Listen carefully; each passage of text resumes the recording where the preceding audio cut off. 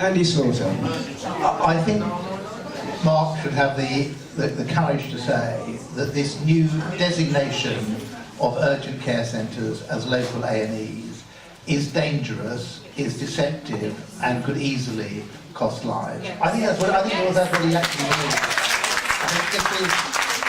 It's a shame. It's a question for the Conservative politicians here, really, because it's pressure. They wanted a get out of jail free card in return for supporting Hunt's proposals. This is the largest hospital closure programme ever in the history of the NHS. It's shameful.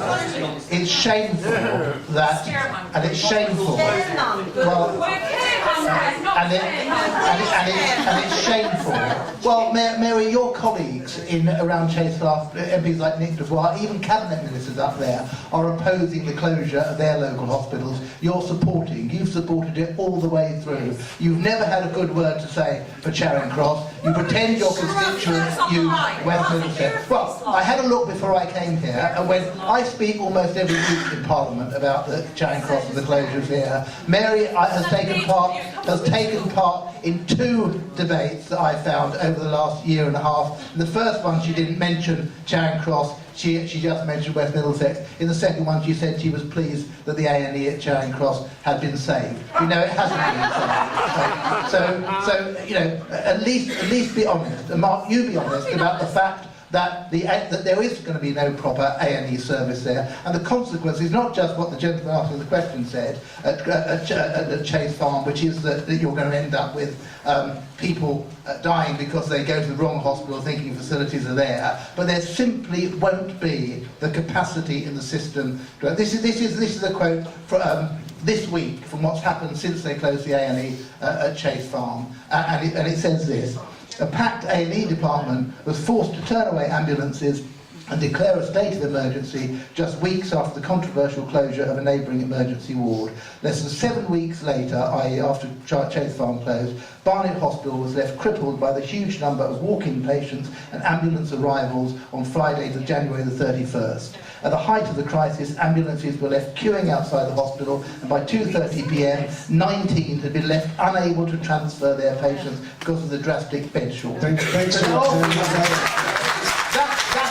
That is what we have to face in West London, and it's dishonest, frankly, for people like Mark Spencer and for the politicians here to say that it isn't. Right. Couldn't be disturbed. John Quicker, and then Mary. Can I add? Can we just remember the ambulance service? Mark has mentioned the ambulance service a few times. They have actually had similar cuts to deal with, almost 50 million of their total budget in London. It's meant 500 redundancies in ambulance staff, medics, that people actually on the front line when they come to your doorstep. They're taking a considerable amount of this strain of the additional movements that are going to have to be made. I only wish, actually, these consultations had taken on board their views and concerns at an earlier stage. And it's not surprising emergency financial assistance has had to be given to the ambulance service to deal with the increasing demands that we have, certainly in London, for a variety of reasons. Mary, if you could now respond to what is obviously an audience that is not on your side as far as I can tell. I'll pass over to Marcus briefly afterwards. I mean, Mr. Slaughter always ends up going for mudslinging when he doesn't have a proper argument. And he